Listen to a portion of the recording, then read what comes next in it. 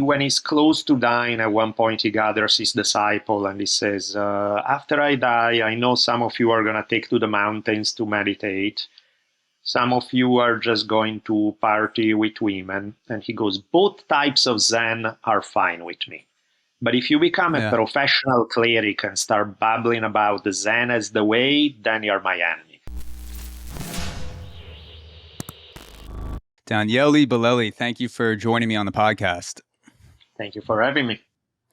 So I wanted to start off with a quote from a piece called Commencement Speech Bolelli Style. And in this speech you write, without luck, doors will remain closed no matter how much you quote unquote think positively about them opening. So I wanted to ask you, what is your view on luck and how has luck played a role in your life? I think a little too often we put the accent on, if you just think positively, if you just work hard, if you just do this and that, all magic will happen, doors will open, and you'll achieve all the success you want. And I mean, it's not wrong in the sense that, or rather, part of it is not wrong in the sense that without hard work, without discipline, without all that, nothing is going to happen for sure. However, that does not guarantee the outcome at all. That just buys you the lottery ticket. And you still need to win the lottery. And that part, there's luck involved. That part is, I know plenty of people, even successful people, who were maybe 1 inch away from being done because you can only bump against closed doors for so many years before you decide it's time to do something else.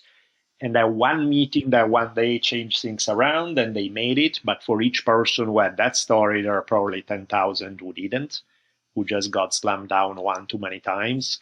Yeah. So I think, luck is that if you are born in the middle of a plague-infested village today, you're screwed from day one. The odds that you're going to make it out and have a good life, is it possible? Sure, theoretically possible. Is it likely? No. So there is an element. Even if I think about my own trajectory, my own career, I ended up for really no good reason other than luck. I ended up on Rogan's podcast back in 2011 when I didn't even know what podcasts were. And then I ended up on his podcast. That part ended up 8 more times because he must have liked our initial interaction. The audience responded. But how did the first time happen with Rogan? How did that luck manifest in that way? Really no good reason, in the sense that there was Matt Staggs, was a really nice guy who was trying to help me out promote a book I had. He regularly tweeted Rogan about news of various kind. And back then, Rogan, of course, his audience was much smaller, so he'd look at things a little more that he received. But 99% of the time he didn't reply or take any action on whatever Matt sent him. And this one time he was like, oh yeah, sure, I'll book him. And who knows, was a slow week or who knows what happened, why made him want to go for it. So stuff like that. It was just kind of happenstance on Twitter that he came across it. And even then, it's like I wrote books that did okay. Nothing earth-shattering. I had a podcast for quite a while that did okay, nothing earth-shattering. And then after 10,000 different tries, the one thing that really hit, and again, I don't know why, because it's not like it's the best thing I've ever done. When I started doing History on Fire, that one hit big. So I do feel that there's an element, a lot of the stories we hear there's a survivor bias, the guys who made it to tell you, it's because I did A, B, and C that everything worked out. And don't get me wrong, them doing A, B, and C helped tremendously. Without them doing A, B, and C, probably nothing would have happened for sure. However, them doing A, B, and C is not enough to guarantee that outcome. There was also an element of you got shuffled the good cards at some point. Yeah, I used to listen to a lot of podcasts that would fall under the self-improvement category. That's kind of my entrance into podcasting. And there's nothing wrong with those podcasts, but after a while, the way that it usually goes is you're listening to the person that the host identifies as the most successful in that field in particular, the top level person in that field. And after listening to a bunch of episodes in that style, I started to wonder about what about the 10,000 other people who took very similar steps to the people that are appearing on these podcasts, but for whatever reason, energies of the universe, tweets that people saw or didn't see, for whatever reason, the 10,000 other people didn't have a journey that other people would identify as this is the most successful in their field. Still very successful, still doing work that's meaningful. But for me, I started to wonder about the craziness and the beauty of other people's journeys and listening to episodes. I got into a lot of stand-up comedian podcasts, which is how I came across you, conversations with Joe Rogan, Duncan Trussell, Bert Kreischer, people that tend to take life a little bit less seriously. They still take their work super seriously, but they find the humor in things. And that style of conversation where you're just exploring someone's journey, someone's actions that they took, regardless of the outcome, really took a hold of me, really kind of gripped me. I don't know exactly why, but I just became more and more interested in those types of conversations. Yeah, because at the end of the day, I feel that as good as sort of this self-empowerment message is telling you to do the things that you need to do to try to get out, there's an element of it that almost feels kind of punishing anybody who, for whatever reason, doesn't make it. Because the implicit message is you screwed up. Had you done the right stuff, you would be super successful and be amazing and be make a great living with your passion, this and that. And the reality is the majority of people will never get there. Now, some of them will never get there because they don't work hard enough, because they are not creative enough, because whatever. But there's a good chunk who work hard, who are creative, who even produce amazing stuff, will still not get there. And I think the message is, it's all, there is no such thing as luck. It must be your fault. This must be something you didn't do. And I'm like, It's not that simple of a story. And to me, it's not an either or, Of course, there is definitely an element of personal responsibility and discipline and hard work, all of that for sure. However, we shouldn't discount the fact that there's also a luck factor involved.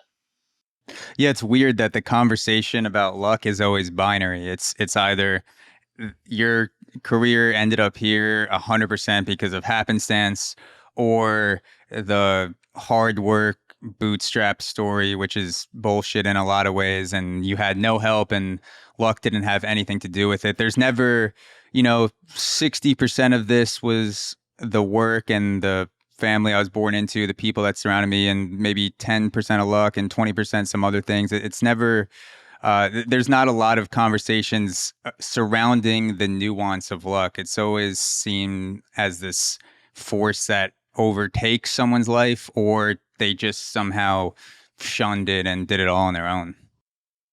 I think it's really that's like the virus of the human mind to think in those binary terms, because it's, it applies to this discussion, but it applies to so many discussions that I hear, that I have, that I regularly, people tend to take a partial truth, stretch it to make it the entire truth, discount the fact that there's a partial truth also on another side of the equation, sometime in the opposite direction, and just that's how they run with it. And so rather than having a more, this is true, but also this is true, and you have to figure out to make these things go together and find the right balance, it's always they find one aspect and run with it. And then just, and I think it's just easier. I think it's just an easier, it's almost like you don't create a good dogma on nuance, but you do create a good dogma on a simple tale that has a single message with a clear-cut approach.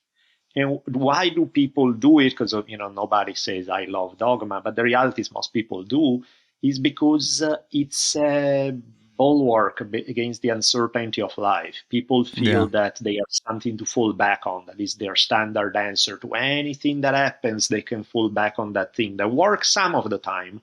So then they think it's going to work all of the time and is this sacred thing that can never fail.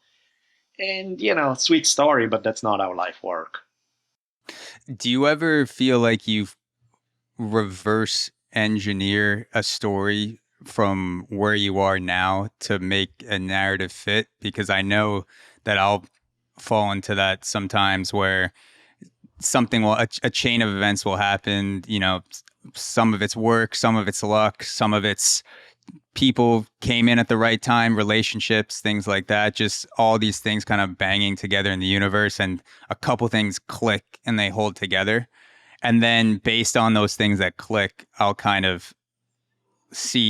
look behind my shoulder and be like, oh yeah, that's how it all came together. I went from A to B to C, and now I'm here. And I kind of have to shake myself out of that. Do you ever kind of reverse engineer your narrative in that respect, how you've ended up here today? I tend to be very can you believe that this happened, more than, oh, of course this was going to happen kind of thing. I tend to have very, wow, I did not see that coming, where it started here, it ended here.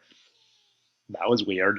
And It's not like you put me there at square one. I know for sure that I would get back to square D after a while. It's like, no, I feel that there's a lot of chaos surrounding it all, and there's a lot of, and again, it's like, in a way, to me, one of the metaphors that I use the most is surfing, because it kind of reminds me of you cannot predict the ocean exactly. I mean, you can predict some general things about tides and things, but you cannot predict each wave. Each wave is gonna do what it wants to do. You have, or you can predict to a tiny degree, but not exactly. And you have to make split-second changes where you are heavily leaning one way, then you come more to a center balance position, then you heavily lean the other. And you need to do this thing to actually stay balanced, because it's a dynamic balance. It's constantly changing. And so you need to have this full range of answers available to you to be able to stay with it. And the wave does its thing, and you just have to figure out how to ride it. Yeah, I listen to a music artist named Mike Stud. He just goes by Mike now. And he, like myself, was also a college baseball player. He was much better than me, was a big prospect at high school, a little older than me. But I found him because he was this college baseball player making music that was going viral. And something that he always spoke about was riding the wave. And he would talk about being on a wave, being just this tiny dot on a wave. And the wave is the culture, the wave is people's preferences, the wave is energy. And sometimes you fall into thinking that you are the wave, like you're all the things that are pushing it forward, rather than just, I'm doing something that's meaningful to me. And for whatever reason at that time, it got picked up in the wave, it got swirled up, and now I'm being, carried towards the bright lights of the shore. So, what you said reminded me of that. And I think that's a very useful metaphor, thinking about it as a wave. Totally. I mean, even just timing. Timing is everything. It's like Matt had sent that tweet a different day. Rogan would have never read it. My whole career changes. Like that. And not that the Rogan thing alone was enough to guarantee everything that happened before. There were many other things that needed to fall into place a certain way, and many others that didn't, that could have changed things also in a very good way. So I feel like, you do the best with the cards that are given to you. You don't just complain about, oh, I've been given terrible cards. It's like, well, yeah, that's how life is. It's not fair. Not everybody gets the same cards. At the same time, you acknowledge the fact that, cards show up however they show up. And the only thing you can do about it is doing the absolute best with the ones you have in your hands. Yeah, it's like if you have shitty cards and you're sitting around the poker table and your reaction is to just bitch about the cards in your head and be like, fuck this, like I know this guy's a better hand than me, rather than just fold. Maybe you start betting on your ego or bluffing, and it's not out of skill, it's out of just being infuriated by the fact that you have shit cards and you want to get something out of it, and you kind of let your emotions get the better of you, and then you're fuming, and then the next hand you're dealt is pocket aces, and you're like, oh, okay, like that things can change pretty quickly. Totally. For that feeling you were talking about, where you prefer to think about it as shock, like being amazed that something can happen. What was the last time that happened to you, where either a conversation or watching the sunset, whatever it is, where you're like, holy fuck, I can't believe I'm alive right now. I can't believe this is right in front of me.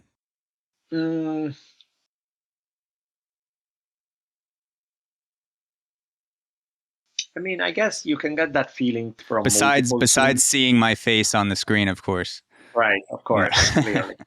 No, I think it can happen in multiple ways. It can happen both in terms of reflecting on a journey of where you find yourself. It can also happen, like for example, this is a random one, but like at one point for a project that eventually went nowhere, but it looked like it could, I ended up having a meeting with Oliver Stone, who was, he wanted to do a screenplay I wrote and direct it. And I was thinking, how fun is, like, one of the movies that influenced me the most when I was a little kid was Conan the Barbarian, which Oliver Stone wrote or co-wrote. And then I was like, here I am with the story that he likes, that he wants to. I was like, how weird. How the hell did I end up here? It's like, it seemed like a very strange journey to get there. And again, that one didn't go anywhere. And that happens too. But like sometime, or, as a kid, I would read Tom Robbins novels. The author of Still Life with Woodpecker and even Cowgirls Get the Blues and kind of stuff. And I love his writing like crazy. And Tom ended up doing a little blurb for one of my books at some point. And I worship the guy. I always thought he was the greatest writer ever in terms of fiction. And so things like that, where you're like, wow, imagine that somebody told you that this is how it's going to play out. And so there's that. And then there's also just sometimes beauty of nature, places where you find yourself, where you're like, this is not real. This is just too beautiful, too amazing, too everything, too be true kind of thing. Do you mind is there a way to turn your volume up a little bit? It just sounds a little low on my end. Or sit a little bit closer to the laptop. Okay, yeah, that sounds that's perfect. It was just cutting out a little bit at the end, but I was probably leaning back too much. That's perfect right there. You were kind of saying you were saying having the opportunity with guys like Tim Robbins, being able to possibly be involved with the movie with Oliver Stone, even though it doesn't play out to the final project, just being able to be in the conversation, that's like a holy shit moment. Like, wow, I can't believe this opportunity is presenting itself. Yeah, some played out, some didn't, but there's definitely some of those where you're like, how the hell did I end up here? And then there are the ones that they're just sometimes just life itself, being in nature, being in places where you're like, this is too beautiful to be real kind of feeling. This is just everything seemed to click in the right way at a cosmic level, and you're like, wow, this is amazing.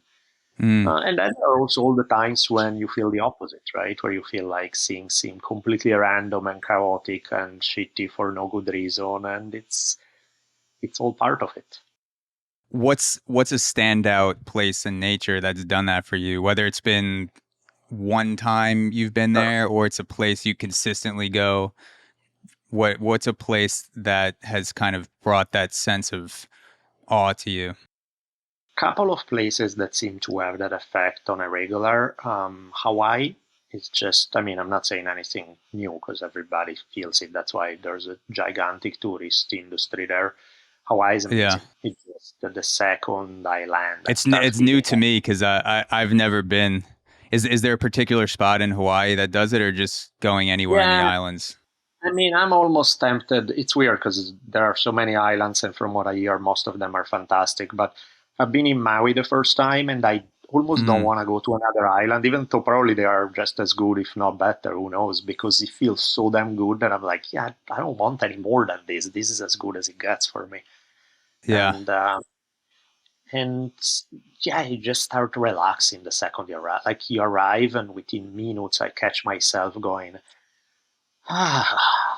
with this sense of, and why is more understandable. Lots of people feel that way. One that, if you tell people doesn't jive the same way, the Black Hills in South Dakota. South Dakota is not exactly a prime tourist destination.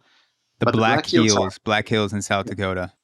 Yeah, they are amazing. They are mountains, rivers, lakes, crazy nature everywhere, deer all over the place, bison.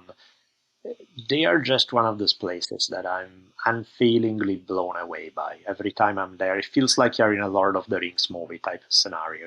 It's so beautiful. And every single time I have that effect. That sense of relaxation you mentioned, when you're in Hawaii, you kind of instantly relax. I was in the Adirondacks this past weekend doing a backpacking trip with my girlfriend, and I was sitting in the tent at, we're camping at around 3,500 feet, and we're the highest campsite on that loop. And it was so quiet and peaceful at night, right before we were getting ready to go in and close the tent. It was so quiet that it was almost making me restless, because I live in Brooklyn. There are noises going on right outside that you can't hear because the mic is very directional, but like there's construction, there's car horns, there's, people yelling on the street for all sorts of reasons.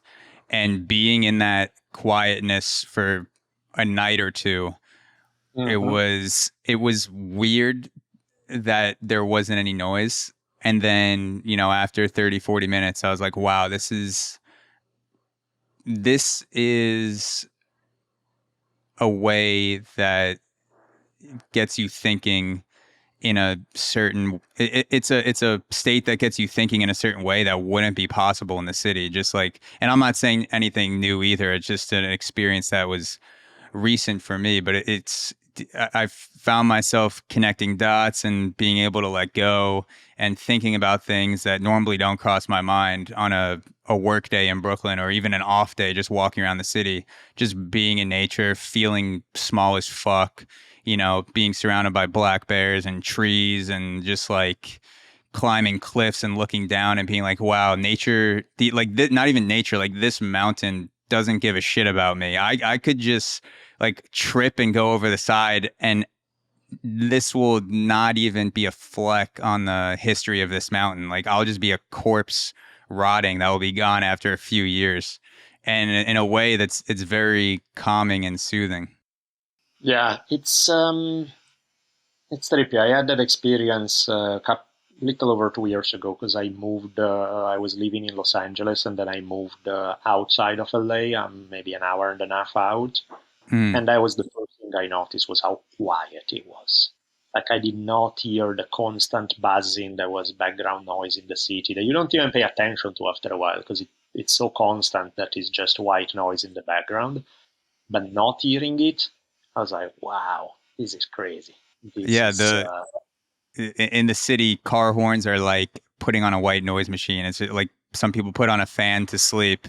You're just listening to drunk arguments, someone, fucking yelling drunk at the top of their lungs. And some nights, when I was younger, I was that guy that was 22, just like yelling at my friend, leave it in the Uber, like, I'll meet you back at your, and like everyone else is trying to get some sleep. But yeah, I love the city, but it's also, you just don't realize how much it affects, It does. the ability to even think about certain things.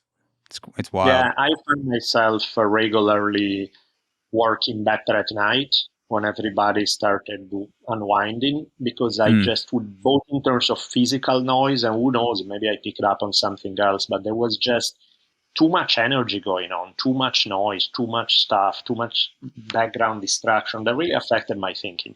And I noticed that I was much better at night when after everybody settled down or going to sleep or something. That's when my mind would function best. In a place like this, that is like this 24 hours a day, it's so much easier to do it any time of the day, to have that kind of clarity. And that makes all the difference. That really does. Where you live will affect how you think, how you feel. It doesn't determine it, because of course you can have two people living next door to each other and they will have radically different emotions, outlooks, and everything, but it influences. It certainly gives you a push in a certain direction. So if the noise and the environment is constant, but let's say you're doing something creative in the morning and at night. So you're writing in the morning for a week straight, and then you're writing at night for a week straight. Do you find that you have a different energy or style based on the time of day when everything else stays constant, or is it very similar? Yeah, 100%. I'm more of a night person. I wake up in the evening, 6, 7 p.m. is when I'm like, oh, now life makes more sense, and everything starts more. Mornings are all right. I can function, but also because I tend to work later in the night, I tend to sleep in the morning. So when I wake up, I'm good. I'm mostly functional and stuff. Usually after lunch, I have a break for a while where my functioning is not at its best, from like 1 or 2 p.m. through 4 or 5. And then slowly start climbing up again. Yeah, I don't know exactly what it is, but I find that when I'm recording podcasts at different times, and I'll go weeks where I'm just doing it in the morning, and then maybe I have 4 or 5 guests that are across the other side of the world because of time differences. So it's my night, their morning. And sometimes I'm drinking, different substances. Maybe I'll have some whiskey. Maybe I'll smoke a little bit before a night podcast. But even when I'm just drinking tea or something, I feel like my brain is working differently at night. And I don't know why. Like literally, the sun's down.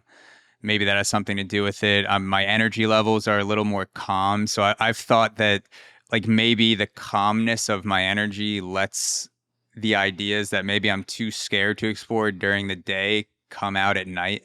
Like when that kind of energy buzz, that 10 a.m. energy buzz goes away, it's like you're too tired to reject the ideas that you were too scared to say, and then they just come out on a night podcast sometimes. And over time I've learned to have that same feeling even in the morning as well. But yeah, I've found like I've had there's something there that's different. Yeah, for sure. So I want to get into your fantastic kick-ass podcast, History on Fire, and in specifically the series on Ikkyu Sojun.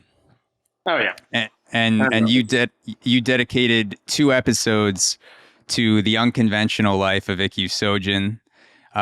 For the first episode, titled Sex, Zaki, and Zen, you actually shared an image of Ikkyu Sojun drinking wine off of a lady's boob.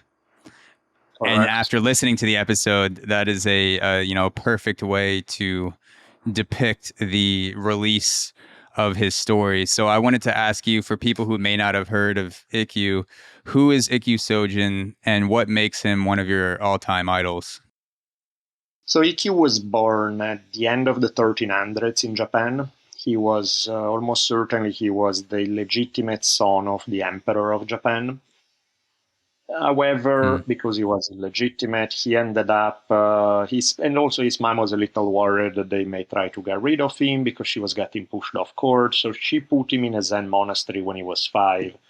Which, kind of a hard life. You're a little kid, you are completely estranged from your dad, you are essentially also estranged from your mom, since she puts you in a monastery and only you get to see her once in a while. Monasteries, they're not exactly the most cheerful place for a little kid to grow up in. So, he has his struggles. And the funny thing about him is that he has clearly an incredible grasp of Zen Buddhism, but because he has such an incredible grasp of Zen, he tends to clash with the Zen establishment because he feels that they had turned Zen into a bureaucracy. They had turned it into this thing that was lifeless and in some way the opposite of what Zen is supposed to be. So he And regularly clashed with them, and eventually he just flat out broke with a lot of the Zen hierarchy and became a wandering teacher where he would teach about his way of life, had a humongous effect on the cultural history of Japan, since many of his disciples played a key role in the development of many Japanese arts, and just had a blast of a life. His passions were in no particular order: Zen, women, and drinking. And, some of it sound provocative, but some of it was just his approach was like, look, Zen at its roots, Zen is a way of perceiving reality. It's a way of being. It's a presence. So doing Zen is not just sitting cross-legged with clouds of incense in a monastery. That's just the stereotype. It's like he's saying you can have a certain degree of consciousness in anything you do. And as long as you're not a dick about it, as long as you behave semi-decently, it's not what you do that makes you or doesn't make you spiritual, it's the attitude you bring to things. And he's just funny. Like, so much of his stuff is just hilarious because he's defying social conventions, but without the teenage edginess of the guy who's trying to prove how different he is. More just because he feels some social conventions are stifled and needlessly rigid. So go ahead. I was going to say that one of the funny moments from the podcast was him burning the certificate of enlightenment. Sure. And just basically like taking this piece of paper that in a lot of ways is like a college degree. You spend a lot of energy, time, and money trying to achieve this thing that ultimately is a piece of paper that you present at the first job you have, and then after that, like, no one gives a shit.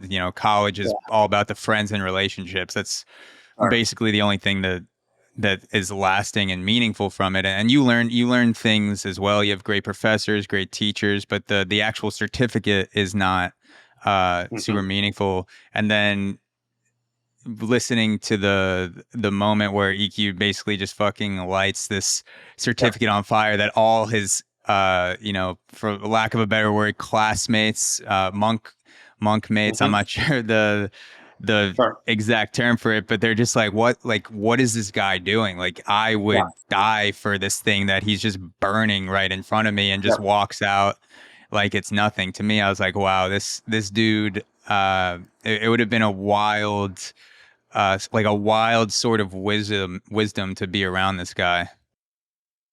Yeah, and the thing that one of the reasons why I enjoy doing the 2 episodes about him is because so often history is a history of warfare and bloodshed, and many of the people I pick, even though they may be wonderful human beings in some way, they are usually highly disturbed characters in one way or another. There's something that it is a breath of fresh air because he's a guy who just enjoyed life. There's not he goes through stuff early on, but eventually it gets to a point where there really is not much drama.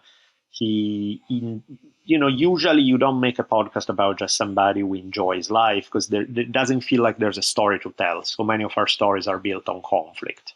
But he's something else because he can make you feel like you're listening to an extremely exciting life, even though there are, no battles, no bloodshed, none of the classic things that people tend to focus on. And so it's a healthy reminder that sometimes an intense and beautiful life doesn't have to be all about drama. And I love that. I think that's one of the best lessons that one can get from it, is really just the ability of the guy to have a great life. Yeah, and some of it is shock and awe with some of the stories that he tells about brothels and hanging out at bars, and he has some very sexual poetry, and it's also very practical. And it made me think about my own upbringing in the Catholic Church. You're going to church every Sunday. You're basically hardwired with this instilled guilt for anything that's considered a sin, Sure. which is, like if you or anyone's hand gets within 2 inches of a private part, you can't even smell alcohol, like all this like super intense guilt that you don't really know where it comes from. Mm-hmm. And I also went Yeah. to Catholic high school too. So it's just like constantly.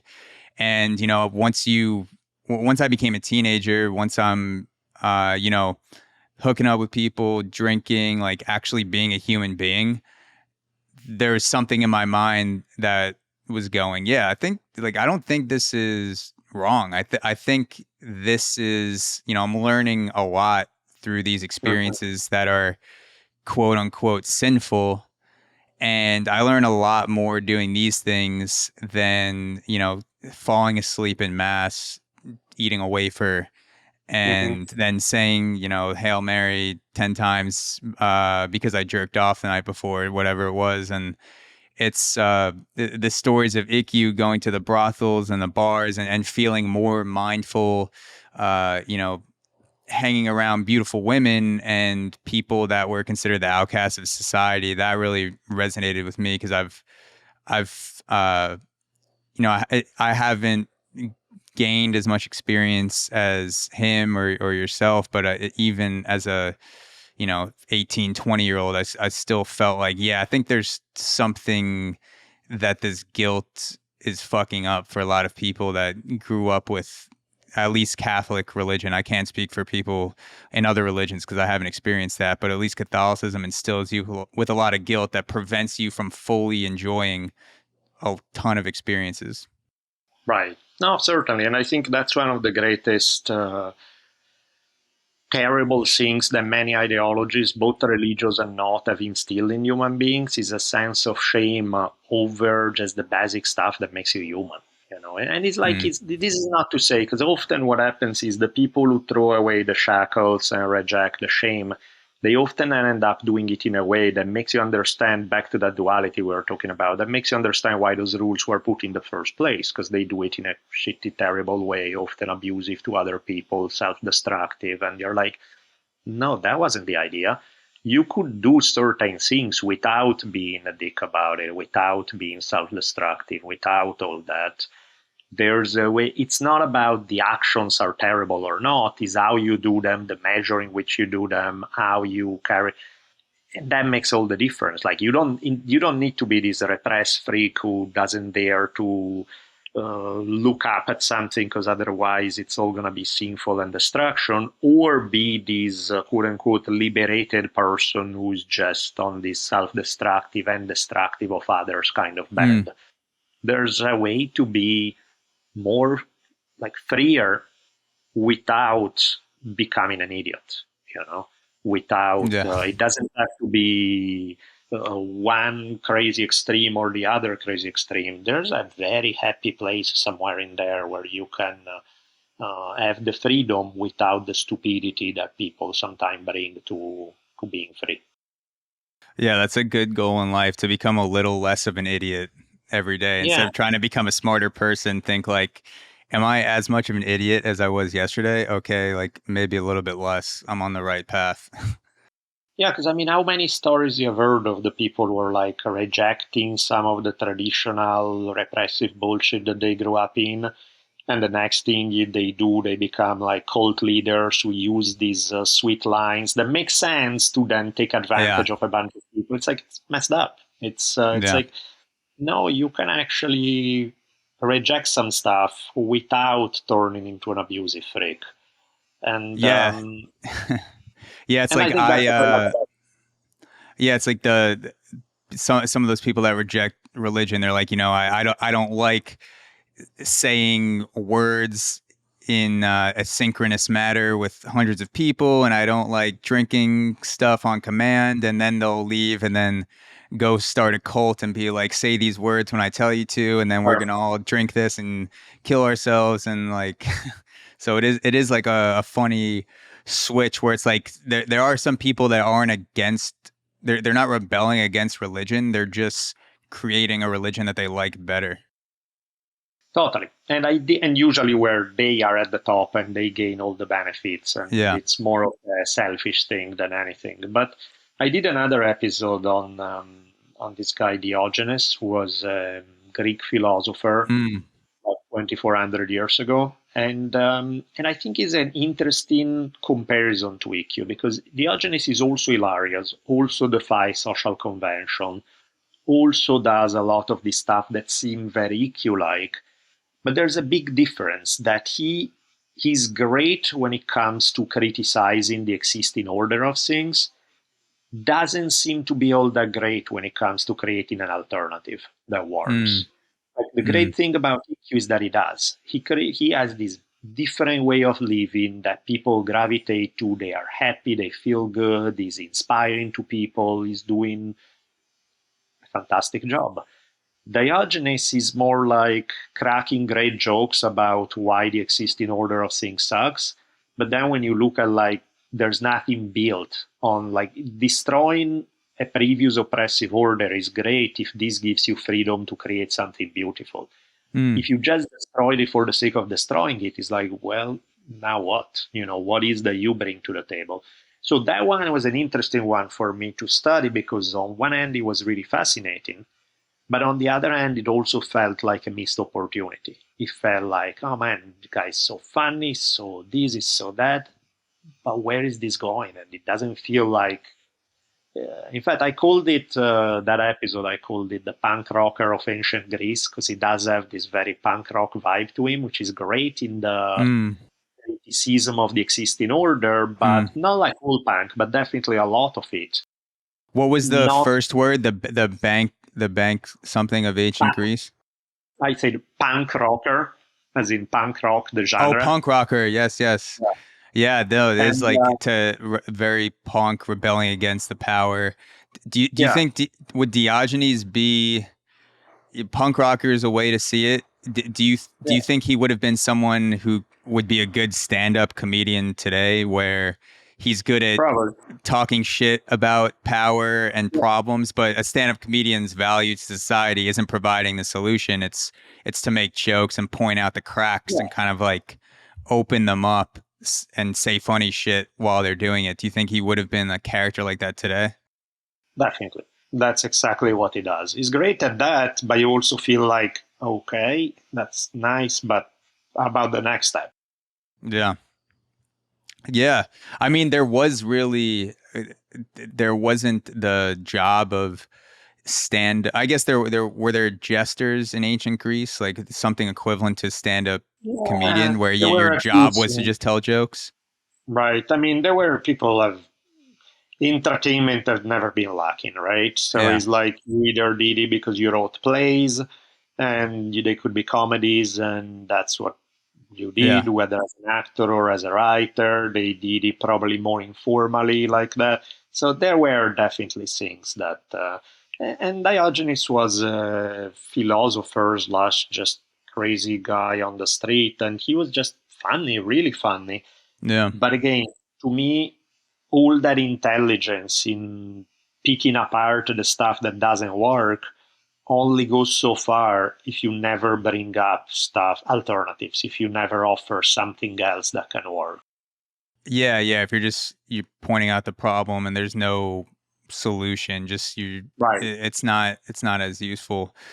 Yeah. What do you think the catalyst was in Ikkyu's life that allowed him to be a guy who rejected the hierarchy, rejected the power structure of Zen Buddhism, but didn't try to he didn't go down a degenerate path himself, like you were saying before? What do you think was that spark in his life that allowed him to do his own thing and inspire people to live a certain way, but he wasn't necessarily trying to build another religion, like to build another power dynamic with him at the top? I think it's just, I don't know that there's one factor. I mean, we would have to know a lot more about his life to determine it, but my guess is that there was no one factor. I think it's a mix of his personality, 10,000 different experiences he went through that shaped him into a person that was different from some of the people who would feel inclined to go down that path. Do you have a favorite story or moment from Ikkyu's life that you learned that you enjoy retelling, like something that stands out to you when maybe people who haven't heard about Ikkyu will ask you about him, and something that pops out like, oh, you have to know about this. Like this is like something that really paints a picture of him. There's a bunch. He's at one point he falls in love with this singer who was blind.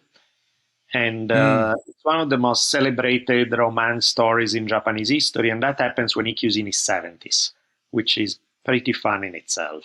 When he's close to dying, at one point he gathers his disciple and he says, after I die, I know some of you are going to take to the mountains to meditate. Some of you are just going to party with women. And he goes, both types of Zen are fine with me. But if you become a professional cleric and start babbling about the Zen as the way, then you're my enemy. And I thought it's hilarious, right? Because it's like he's comparing deep meditation in the mountains and more sensual life as like, those are both viable paths, but intellectualizing all these in a bullshit kind of way and, removing it from the reality of what it is, because you're trying to build this castle of ideas, and it's that I would have a problem with. It's funny, It's that kind of stuff. It's a great, kind of deathbed, passing away proclamation to people in your families. Go have some alone time. Go get laid. Do both of those, but don't start, spreading around what I said as a religion or something like that. If you're a figure that people looked up to, like, this is what worked for me. Take what you want from it, leave what you want, but like go have fun, get laid, reflect on your life, and make the world a place where others can do the same. Definitely. So he's just there are so many. He's a great guy. The story of his life is just fun to listen to. Yeah. There's a couple quotes I wanted to bring up from the episode. There's one, speaking of going to get laid, he literally says, don't hesitate to get laid. That's wisdom. Sitting around chanting sutras, that's crap. So kind of like the same, like, go, like, don't fucking try to, separate your enlightenment outside of the intensity of life and shit like that. Like, just go do it or do someone and bring your enlightenment to that sexy woman or, whatever, smoking a joint, having sex, drinking a beer, like just make your enlightenment something that is intertwined with all of that. Absolutely. He's very big on the not separating the so-called sacred from the so-called profane. Again, to him is how you do things, not so much what you do. Yeah. So going off of the first part of that quote, don't hesitate to get laid, that's wisdom. Is there a meaningful piece of wisdom that you've learned from getting laid, from your interaction with the ladies? I think it's like there are few things in life that can put you in the moment, that can press the reset button. People talk, I've tried to meditate many times, and sometimes I got some benefits out of it, but nothing that was even a tenth of what I would get from good sex, where suddenly everything is reset. I feel like I'm looking at life in a new way afterwards, and I'm just like, that really changed my chemistry, changed my brain, changed everything immediately. So I think it's like one of those forces that has that power to, and clearly not for everybody. Like I hear people who talk about how afterwards they are wiped out or they have no energy or who knows why, whether it's physical or it's because they carry guilt or what it is. But yeah, I definitely have heard of people having radically different experiences in that regard. But have you ever? Sorry, I didn't mean to cut you off. No. I was in regards to the feeling after finishing from sex. Mm. Have you ever heard of the term post-nut clarity? No, I didn't, but it makes sense. It's So there's so some people it depends, I think, on the connection that you have to the person, because some people use post-nut clarity as with a negative connotation, like you finish and you're sitting there with a girl that you're gonna have to spend, the rest of the day with, possibly, depending on what time it is, or sleep over, and you have this realization like, fuck, I don't really want to be spending time with this person right now, out of having sex. And it's like this clarity moment where all the reality comes rushing back in after the nut, the post nut. And for me, I've had those moments, but I also feel like when I've had sex with someone that I have a real connection with, that post nut clarity is much more akin to the mountaintop realization, where you're just like, this was nice. Like, that was a good time. Do you want to go get something to eat, talk, like conversation, things like that. So that's post nut clarity as a term that people have used. I heard it for the first time in college, where it's just like whatever the reality is with that person, as soon as you finish, it comes rushing back in. I mean, and it applies to a person, but also applies to me, to just your way of thinking. It's like there's something that happens, probably chemically, where I feel I'm seeing things clearer. I am understanding things better. I'm really, it's like this reset button that got me out of maybe whatever mental funk or being stuck in a mental place for a bit too long. And suddenly I'm like, okay, I can breathe again. This is nice. Mm-hmm. Yeah. You mentioned meditation too, and I was thinking about when I started meditating 4 or 5 years ago. I still do it every morning now, but at the beginning I became hyper obsessed with trying to replicate that state of meditation into other parts of the day. And so at first I started like I would tell myself that I needed peace and calm. I needed to recreate that at every point during the day, so I would have that feeling however best I could. And obviously that's impossible. You open your eyes, or sometimes you're meditating with your eyes open, and then the day happens and you're just I was in a kind of a fiendish rush to recreate that feeling where there's no pressure. And then after a while I'm like, this is this is a shitty way. I'm just like giving myself my own guilt trip. Kind of like, if I'm not feeling like I'm meditating at every moment, if I'm not feeling like super present, then I'm doing something wrong, rather than just like riding the wave, or trying to apply that sense of presence to whatever it is I'm doing, even if it sucks. Like, there's a lot of shit that sucks, obviously, but trying to be present as much as possible. It's just, so some people stick with meditation, some people don't. I really think it doesn't matter. Whatever makes you feel mindful. And I choose to sit on a pillow. I don't pretend that everyone has to do that or everyone should do that. But when I started to, tell myself this is just like this is life, but this isn't what you need to recreate, things kind of became much more clear. And that, to me, hearing the episode on Ikkyu with all the contrasts of life, and not trying to escape into some temple, not trying to just become enlightened by rejecting the problems of life, that really resonated with me. Yeah, it's probably, I mean, I've done like 100 episodes or so, and that's probably high up on my list. Yeah. It's there's another quote, throw me into hell and I'll find a way to enjoy it. I wanted to ask you, is there a specific hell that you've endured that's stood out to you? And how did you find a way to enjoy certain moments of it, or if you found a way to enjoy certain moments?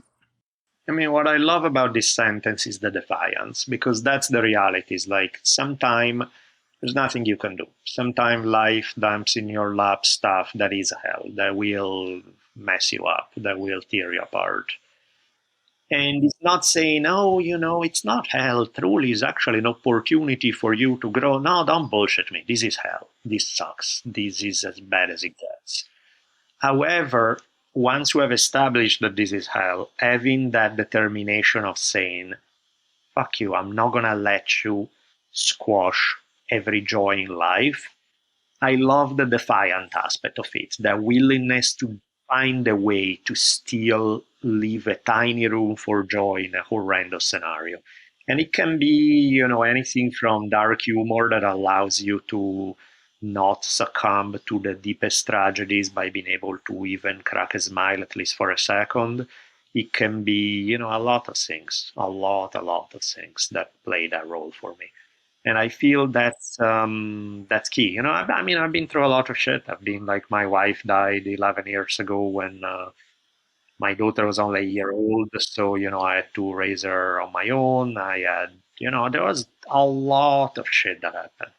And there was no denying that he was and continue to be held for long, where he would still hit me physically, mentally, emotionally, and every which way. But trying to find moments, because it's like, that's all you got, right? It's like, okay, maybe I'm not going to solve the problem now. Maybe I'm never going to solve it. And by problem, I mean being able to kind of get through in terms of grief and everything. But I can have this one moment. I can make this one moment good. And then if I'm lucky, I can make the next moment good, or I can make another one tomorrow. Like, just because you're under a wave, not giving up to, oh, this is how things are 24/7, finding little spaces to breathe and inject joy, even when you can't alter the overall situation. I'm sorry to hear about your wife. I can't begin to imagine what that hell is like. Yeah, it Yeah, sucks. I'm sorry. The whole period was insane because, yeah, she died. So my daughter was a year and a half old. I had to, be there 24/7 for her.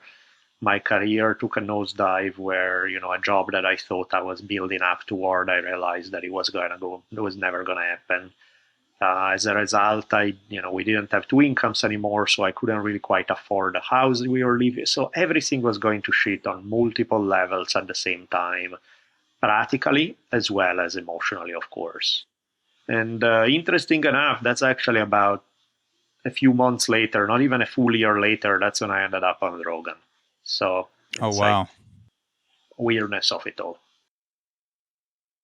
Was there, in that horrific aftermath, was there something that you did in defiance? Like you were talking about, kind of defiance of just saying, fuck it, whatever it is, I'm going to find some semblance of enjoyment. I can't even imagine trying to do that. But in those few months after, was there anything that you could kind of lose yourself in, where you maybe caught yourself enjoying something that you weren't expecting? Yeah, it's hard because, of course, you do get messed up by things. But I remember even, I don't know how long after, it was quite a while afterwards, but at some point I remember, I did not have time for anything, right? I was just living and breathing, trying to do a couple of things to make sure that we had some money at least, while at the same time essentially spending all day with my daughter, be ready to wake up in the middle of the night for her, all that. So, I had no time or energy for anything. And I remember, there was a friend who had been here and there, had been sending me a few bucks here and there to help me out. And at one point, he was like, "Oh, here is some money, but I don't want you to spend it for things you have to do, because those never end. There's always something, and I'll try to help you something with it. But I want you to do this for something you want to do." And I'm like, "What the fuck are you even talking about? Want to do? Yeah. There is no want to do in this space. There's nothing, And then like at one point, I remember reading Ikkyu, who was rather on friendly terms with sex workers, and thinking about, there's no way for the foreseeable future that I'm ever gonna hook up with anybody because I'm emotionally messed up. It would not be right for them. I would just be using them to be able to have like a moment of beauty through sexuality, through being with a hot woman. But it would be a messed up thing to do because I would feel that like I wouldn't be ready for a relationship. I wouldn't be ready for, I don't really like one night stands with the ambiguity about expectations and emotions that come into it. So I remember at some point of like, sex workers. How EQ doesn't make it sound sordid and gross the way most of society makes it sound. Is there such a thing, or is it all like nasty street prostitution, people desperate on crack kind of thing? And then, doing my homework, I realized no, there are many, many different things that go under the same label, but they are not the same thing at all. There are contexts where some of these ladies have a ton of autonomy, freedom. They run their own business. They choose their own client. They actually make bank. And I'm like, if it's not an abusive scenario, is there anything really bad with it? And I remember at one point I felt like, what the hell? What do I have to lose at this point? And I felt like pulling the trigger. And, by the time I found myself there a little bit ahead of outside this lady's place, I was like, what the hell am I doing? This is so wrong. Not who I am, not what I want. No, this sucks. I felt awful, right? But I'm like, I'm here. Let's find out. And I go in and I meet this lady who was insanely nice. And I get it, that's her job, right? But she was so insanely pleasant and sweet and nice. And again, one can say, okay, well, that's how she makes her money. That's how people want to keep going to see her because she makes them feel good, not just through sex, but through the overall experience. But the weirdest thing was after it was all said and done, she at one point she asked me, about my life, and I'm like, I don't know that you want to know because it's heavy at this moment. But eventually I told her what was up, and she looked at me and she was like, "Don't pay me." And I'm like, "What do you mean, don't pay me? Of course I'll pay you." She's like, "No, you need the money more than I do. I'm doing all right." And it's like, and I'm like, and now we're having an argument in which I want to make sure she gets paid, and she wants to make sure I don't. And I'm like, that was the sweet, like in a context that everybody think would be the most sordid, gross, weird contest where anybody's going to do whatever for 10 cents kind of thing. Having that degree of humanity with somebody that you're not going to meet again, you're not going to become best friends, it's not going to be, you're just being really fucking nice to each other in the moment, in that hour to whatever you spend together. You are just super nice to each other and you actually genuinely care about each other, even though it's not going to go anywhere else. But finding that degree of kindness, of sweetness, just made me feel good about life. Made me feel good about humanity, made me feel good about life. So that was an interesting one. Yeah, it sounds like a beautiful experience. It's weird because in society we do accept many aspects of people paying for pleasure. You can pay for booze, you can pay for all types of drugs, you can pay for massages, like whatever it is, you're exchanging money for something that brings you pleasure. But at least in America, we still have this puritanical sense of exchanging money for anything sexual is wrong and deviant, even though just like smoking a joint with a group of your best friends and having intensely passionate conversations, you can have some sort of beautiful experience on the same level, sleeping with a beautiful woman or man or whoever it is. But there's we'd still have some blockage when it comes to paying for sex. And the more that I think about it, the more it doesn't make sense. Because I used to think that sex work was deviant or illegitimate.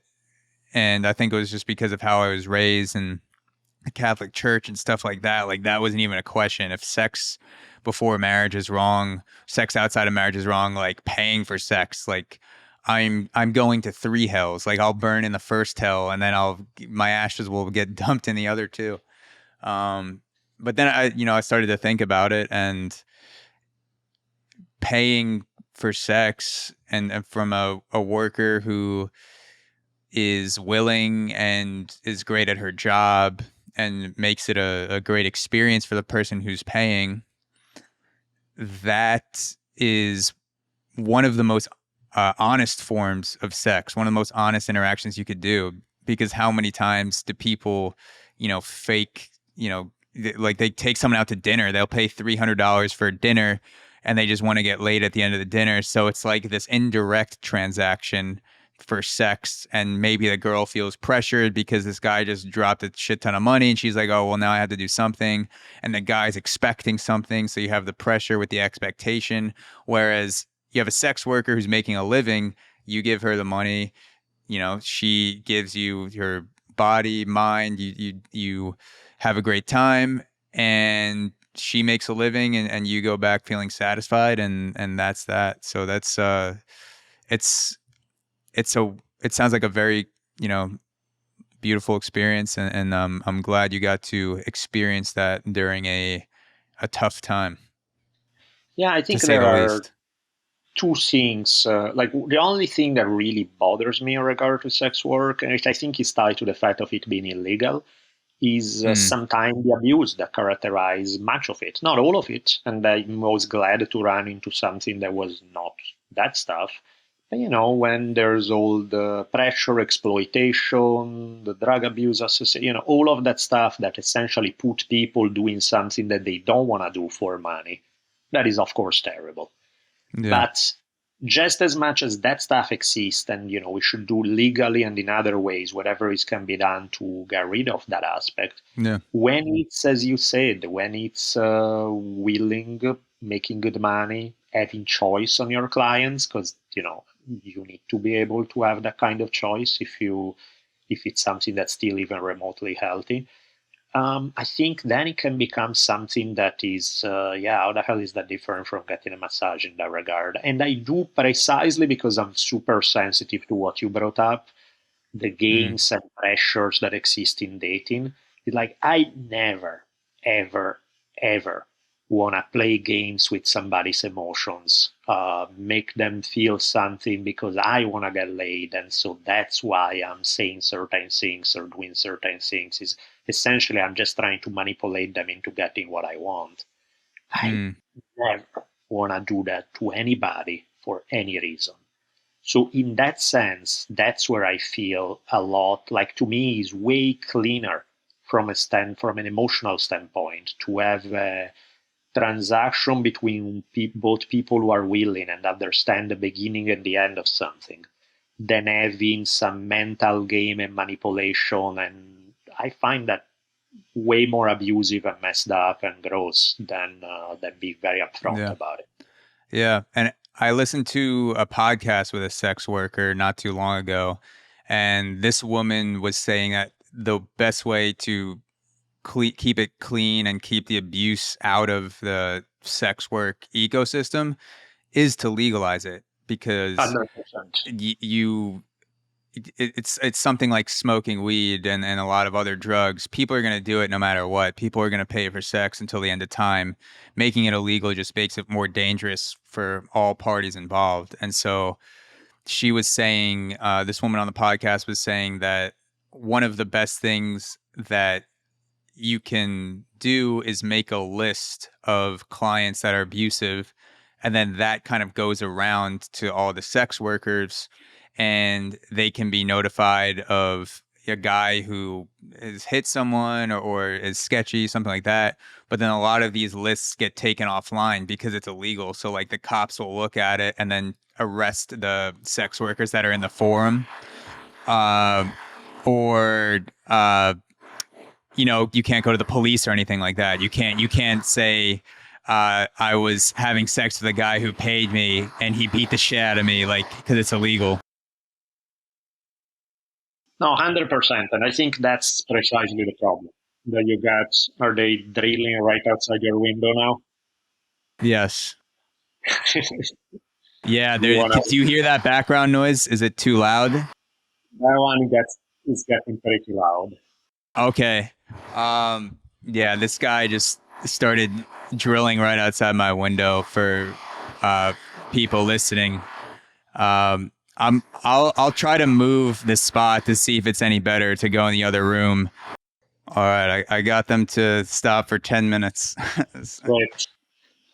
No, and I think what you were saying makes perfect sense. It's like the illegality of it is precisely what creates the problem because, it's like there should be security, there should be screening, there should be things that you can do only if it was legal, in such a way that no person who ever decide to engage in sex work has to deal with the dangers, the violence, all that bullshit. Is like, hell no.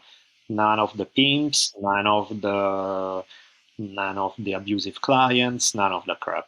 And but of course, as you said, that can only happen in a situation where it's regulated and legalized. Which, by the way, it's how it used to be. It's like there was a time when in many places around the world, but even in US, where while technically legal, prostitution was for all intents and purposes legal, and it was. It's funny to see the statistics because the second they made it illegal, the rates of STDs skyrocketed. Because what would happen is that before you would go regular medical checks, and sometime if you work for an establishment, they would pay to keep you well fed while you got treatment. Of course, when you're on the street on your own and desperate, that's not the case. So rate of STDs going up, rate of violence against sex workers went up, rate of all sort of crap happened because some people had to feel better about their own sense of morality and impose it on everyone else. So speaking of violence, I saw that you had Kill Bill Volume 1 and 2 as a couple of your favorite films of all time, the suggested films on your website. Sure. And I waited too long to watch it, so I actually just watched it, probably 5 or 6 months ago. And I wanted to ask you what makes Kill Bill a couple of your favorite pieces of cinema of all time. What kind of draws you to that, Quentin Tarantino masterpiece? I think in that one he hits all the right notes because sometimes Tarantino is there are moments that are fantastic. The writing it's surreal and hilarious, but maybe then he loses a step in the next scene. That one feels like it holds perfectly from beginning to end, from the soundtrack to the acting to the writing in particular. All of it clicks in a way that's both funny and powerful, and it's kind of the Usually, I tend to like Robert Rodriguez more, in that genre, Tarantino Rodriguez. There are more Rodriguez movies that I like even more, but that one, Kill Bill is just fantastic the way it's done. Mm. So we mentioned before that you've spent time recording a bunch of conversations with comedians, guys like Bert Kreischer, Joe Rogan, Sure. Duncan Trussell. And for someone that spends so much time talking to comedians, I'm assuming, you must find something fascinating about the comedian's mind and the way of looking at the world through the lens of humor. So what is it that you find meaningful about that way of thinking, the comedian's way of approaching life? I think being able to laugh at things is essential. And it's a skill and it's a talent because you can be a complete dick and just make jokes that are built just on putting people down, which, can be funny, but you're still a dick at the end of the day.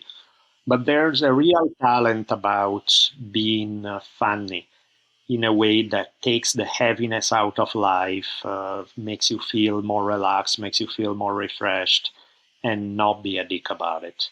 And so think about like Duncan Trussell going off on like somebody put together a whole series of his short design commercial. There's like a 3-hour video on YouTube on him these are commercials and they are the funniest thing in the world the way he does them, That's genius. I love that. It's such a skill to be able to like sense of humor is really one of the most important skills that people can develop in life. to make life more pleasant, more enjoyable, less heavy, be able to relax. So there's something beautiful about that when you're good at it. And then some people try and they're terrible at it, which is worse than if you had no humor at all, you know? Yeah. Yeah, there's I'm sure you've probably heard of Tim Dillon if you've been on podcasts with a bunch I of don't other guys. remember. Have you heard of Tim Dillon? So I he has don't. he's a stand-up comedian and he has a podcast called The Tim Dillon Show. Hmm. And one of my favorite pieces of comedy of all time is his rant on his podcast about a woman who got shot in the face while shoveling snow. Like she got Hmm. shot multiple times while shoveling snow because she mouthed off to her neighbor and her neighbor had a gun, and like this incredibly tragic thing happened where the neighbor shot her and her husband and then the son ran away to get Right. help. And I thought the same thing. I was like, because they mentioned the story, they were reading the story, and so I know the headline, I know it's about to happen, and I know Tim Dillon always pulls something out of it, Hmm. and I'm not gonna pretend to be able to do that now because he's so fucking good at what he does. He's one of the best in the world. But th- that was like that was so terrible, and he by the end of the rant had me cackling in my apartment. And the premise of the story was a woman got brutally murdered, and I'm just Yeah. like, there's a magic. Hmm. And the only thing he's doing, like he's saying words in a sequence with certain emotions, emphasizing certain words, saying them slowly, saying them faster, louder. But like at the end of the day, it's wordplay and the way you're able Hmm. to stream thoughts together. And the way he does it made me laugh at one of the most horrific situations that I've ever heard described on a podcast. A stand-up comedians podcast, not counting history podcasts, because there are a lot more worse things that happen. But being able to laugh at that 5 minutes. Yeah. I'm just looking at the guy through the window. Yeah. Thank you. But yeah, being able to laugh at something, being able to conjure up like that reaction of laughter through something so tragic, there is a magic to it, and it's a Definitely. skill that's built over time. But the best guys that do it, like Tim Dillon, Duncan Trussell, Joe Rogan, they've done so many reps where it just seems natural, and they're telling a story, and they're making you laugh at something that you never thought you would, which is to me why comedy is such a release. Yeah, and I think it's key because there are so many others who try to do that thing, and all they do is, in the name of being edgy, just being complete dicks, and they're like, "What? I'm a comedian. This is a joke." And it's like, "No, you're just a dick, and I'm funny dick at that." So the result is what makes all the difference. It's not necessarily the topic you tackle, but how you do it. One person will do it and be really obnoxious, and one person will do it and somehow transform something horrible into something that you can actually relax about. It's a skill, it's a skill. It's like when Roberto Benigni, when he did what was that movie, Life is Beautiful. The premise of that, making a funny movie about the Holocaust, is not the most popular, but he pulled it off. Jewish organizations all over loved it and thought he was brilliant. So it's like, if the people who are the ones suffering on a situation feel that you did a fantastic job while actually doing something funny about that situation, that's when you know you won. If you didn't pull that off, then you got a problem on your hands. To end off, what do you think happens after we die? Who knows? I mean, it's one of the big ones, right? It's like nobody knows, of course. I've seen enough weird shit in my life to make me think that the physical world is all that there is to it. But of course, those are little snippets of things that make you go, huh, I think there's more to it. But that's all there is, because ultimately nobody knows. Well, thank you so much for your time, Daniele. I'm getting the signal from the construction workers in the window that they gotta start drilling again, but they were kind enough to hold off for a few minutes to let us finish the conversation. So that's amazing. And thank you again so much for your time. This was a blast, and I enjoy going through your work. History on Fire. You have the Drunken Taoist podcast. Is there anything else you'd like to direct people towards before we end off? No, that's it. That's perfect. All right. Well, thank you so much. It was great. I'll talk to you soon. Have a good one.